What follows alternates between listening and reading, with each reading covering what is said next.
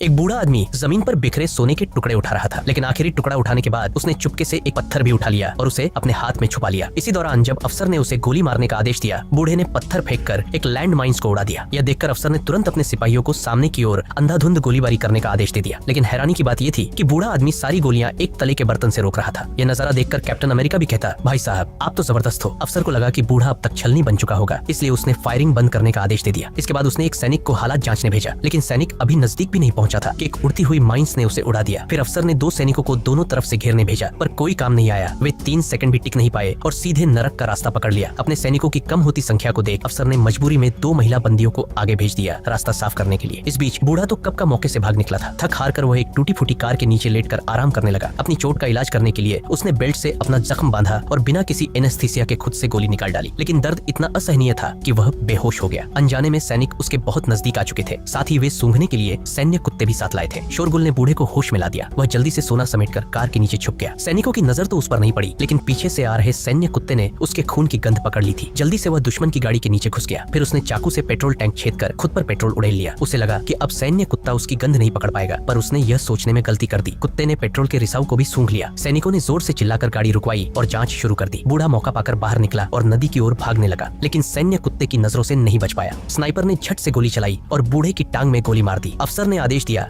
कि बूढ़े को जिंदा पकड़ा जाए और कुत्ते को छोड़ दिया। कुत्ता तेजी से दौड़ता हुआ उसकी ओर बढ़ा, लेकिन बूढ़े ने बिल्कुल ठंडे दिमाग से माचिस जलाई और अपने शरीर पर पेट्रोल को आग लगा दी। कुत्ता डर के मारे वहीं रुक गया। बूढ़ा जलते हुए नदी की ओर भागा। सैनिकों ने उस पर ताबड़तोड़ फायरिंग की, मगर वह फिर भी नदी में कूदने में सफल रहा। सोने के भार से वह जल्दी से नदी के तल में डूब गया। तैरना न आने के कारण सैनिक उसे पकड़ नहीं सके, लेकिन आधे घंटे के भीतर ही बूढ़ा पानी के नीचे ऑक्सीजन खत्म होने से ऊपर आ गया। जैसे ही वह सतह पर निकला, स्नाइपर ने उसे गोली मार दी। लहूलुहान पानी देखकर अफसर ने गोताखोरों को सोना निकालने भेजा, पर जैसे ही गोताखोर नीचे गया, बूढ़े ने उसकी गला काट दी और उसकी ऑक्सीजन खुद ले ली। नाव पर मौजूद सैनिक खून देखकर डर के मारे कांपने लगे। फिर भी अफसर के आदेश पर उन्हें पानी में कूदना पड़ा, पर 2 सेकंड भी नहीं हुए थे कि पानी फिर से लाल हो गया। डर से कांपते सैनिक भागने लगे, पर उनमें से एक को अपने ही आदमी ने गोली मार दी। हैरत की बात यह थी कि गोली लगने के बावजूद नाव चलती रही। स्नाइपर ने भारी मशीन गन से फायरिंग कर दी, लेकिन बूढ़ा इस बार फिर मरे हुए सैनिक का सहारा लेकर बच निकला। अफसर लाचार खड़ा सब देखता रहा। इसी बीच बूढ़े का कुत्ता भागता हुआ वापस आया। अफसर को उससे बूढ़े का पता लगाने का नया तरीका सूझा।